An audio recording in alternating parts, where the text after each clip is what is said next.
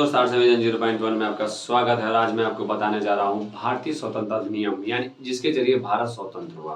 यानी भारत की स्वतंत्रता के लिए एक अधिनियम पारित किया गया ब्रिटेन से, जिसका नाम था भारत स्वतंत्रता अधिनियम 1947। इसके तहत हमारा भारत, इसको लॉर्ड माउंटबेटन योजना के तहत का माना जा सकता है और इसे भारत स्वतंत्रता अधिनियम पूछा जाए तो बोलिएगा भारत शासन अधिनियम 1947, और योजना पूछा जाए तो लॉर्ड माउंटबेटन योजना, जो अंतिम वायसराय बन के भारत आए थे। ब्रिटिश संसद ने 16 जुलाई को एक एक्ट पारित किया। यानी ब्रिटिश संसद में 16 जुलाई को क्या हुआ, एक एक्ट पारित हुआ, जिसके जरिए सम्राट ने अपनी स्वीकृति दे दी, जिसके तहत भारतीय स्वतंत्रता अधिनियम 1947 को लागू किया गया। नॉर्मन डी पामर, एक व्यक्ति जो है ब्रिटेन के बहुत अच्छे राइटर थे, जिन्होंने इसके बारे में व्याख्या किया कि नॉर्मन डी पामर ने यह लिखा कि ब्रिटिश संसद के इतिहास में, यानी ब्रिटिश संसद के पूरे इतिहास में शायद ही इतना महत्वपूर्ण कोई विधेयक हो जो कम विवादों से पारित हुआ हो। यानी ये पहला ऐसा विधेयक था जो कम विवादों से बड़ा जल्दी पारित हुआ था, क्योंकि इसके पहले जितने भी विधेयक आते थे उसमें काफी चर्चा होता था, उसके बाद बहस होता था, उसके बाद उस अधिनियम को लागू किया जाता था। लेकिन इस अधिनियम को बहुत कम समय में लागू किया गया था। इस एक्ट की कुछ बातें थी, यानी यह एक्ट आने के पीछे बहुत सारा कारण था, जिसकी वजह से कुछ बातें इसमें बताई गई, जिसके जरिए आपको यह जानकारी मिलेगी कि भारत स्वतंत्रता अधिनियम 1947 क्या क्या कहता है। पहला पॉइंट कहता है 15 अगस्त 1947 को भारत दो अधिराज्य भारत एवं पाकिस्तान में विभाजित होगा। यानी इस अधिनियम का पहला पड़ाव क्या था कि भारत को हम 15 अगस्त 1947 को आजाद करेंगे, लेकिन भारत को दो राज्यों में विभाजित करेंगे। एक को बनाएंगे भारत, दूसरे को बनाएंगे पाकिस्तान। दूसरा पॉइंट बोल रहा है कि रेड क्लिफ की अध्यक्षता में, यानी सीमा का निर्धारण, यानी दो राज्यों का जब निर्माण हम करेंगे तो इनकी सीमा का निर्धारण करना पड़ेगा। सीमा को निर्धारण करने के लिए किनको चुना गया, तो रेड क्लिफ को चुना गया, जिनकी अध्यक्षता में सीमा निर्धारण किया जाएगा। एक कमीशन बैठाया गया और वो सीमा को निर्धारित किया गया। यानी कहा जाए भारत और पाकिस्तान का जो सीमा है, जिसको रेड क्लिफ के नाम से जानते हैं, तो क्यों जानते हैं तो आप बता सकते हैं, क्योंकि भारत स्वतंत्रता अधिनियम 1947 के तहत सीमा निर्धारण करने के लिए जो कमीशन बैठाया गया था, तो किसके उपलक्ष्य में बैठाया गया था या किसके अध्यक्षता में बैठाया गया था, तो रेड क्लिफ की अध्यक्षता में। रेड क्लिफ ने क्या किया था, भारत और पाकिस्तान की सीमा का निर्धारण किया था, इसीलिए इस सीमा का नाम रेड क्लिफ के नाम से रखा गया। पॉइंट नंबर तीसरा, दोनों अधिराज्यों का एक गवर्नर जनरल हो सकता है। यानी दोनों अधिराज्य, यानी दो अधिराज्य जो बनाए हैं भारत और पाकिस्तान, इसके क्या होंगे, एक एक गवर्नर जनरल हो सकते हैं। ये नहीं कि जो भारत के गवर्नर जनरल बनेगा वो पाकिस्तान के गवर्नर जनरल का काम करेगा, जो पाकिस्तान का गवर्नर जनरल बनेगा वो भारत के गवर्नर जनरल का काम करेगा, ऐसा नहीं था। क्यों? क्योंकि दोनों राज्य क्या होते हैं, अलग अलग बढ़ गए थे।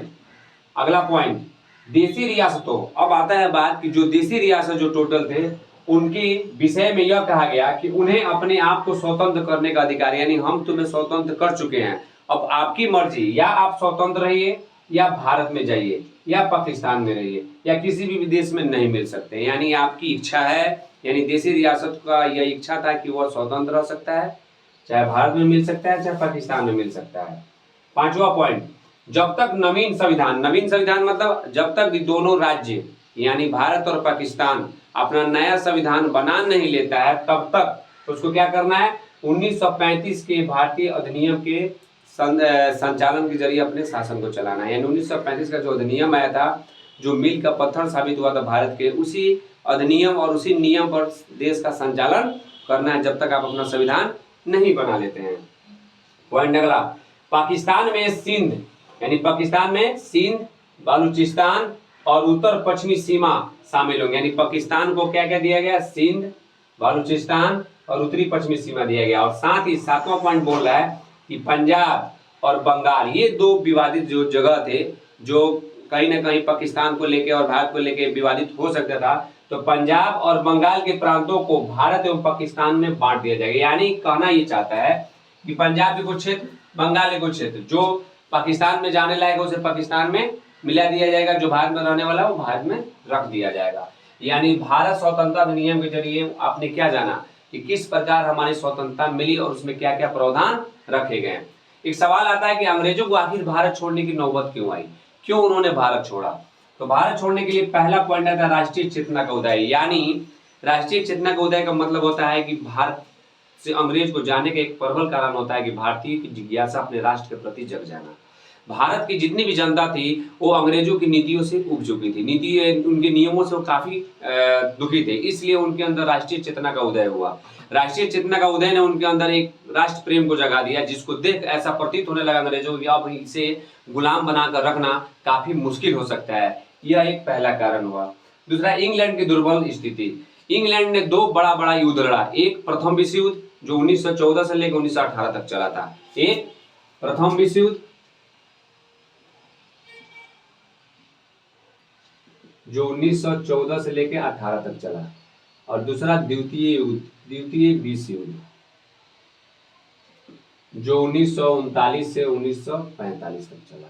यानी दोनों युद्ध में काफी इसकी स्थिति जर्जर हो गई। अगर कोई शक्तिशाली राष्ट्र अगर लगातार युद्ध लड़ता है हर 10 साल 20 साल के अंदर, और वो एक विश्व स्तर पर लड़ता है, तो स्थिति धीरे धीरे कमजोर, यानी इंग्लैंड की जो स्थिति थी धीरे धीरे दुर्बल हो गई थी। जीत तो गया था लेकिन उसके पास उतनी क्षमता नहीं थी कि वो अपना उपनिवेश को ठीक से बरकरार रख सके, इसलिए भारत छोड़ के जाना पड़ा। तीसरा, एशिया में स्वतंत्रता आंदोलन। एशिया में जितना भी उपनिवेश था इंग्लैंड का, हर जगह से विरोध होना शुरू हो गया। अब अंग्रेजों को लगने लगा कि अगर हम यहाँ से पलायन नहीं करते तो हमारा संचालन करना मुश्किल है, इसलिए उन लोगों ने क्या किया, धीरे धीरे भारत छोड़ दिया। भारत के पक्ष में ब्रिटिश जनमत। भारत के पक्ष में ब्रिटिश जनमत का तात्पर्य यह है कि द्वितीय विश्व युद्ध में, प्रथम विश्व युद्ध में जिस तरह भारत ने आर्थिक रूप से कई अरबों का खाद्य पदार्थ, बहुत सारा सामान अंग्रेजों को दिया था युद्ध में लड़ने के लिए, तो यह ब्रिटिश जनता के अंदर एक इमोशंस को जगाया, एक एहसास को जगाया।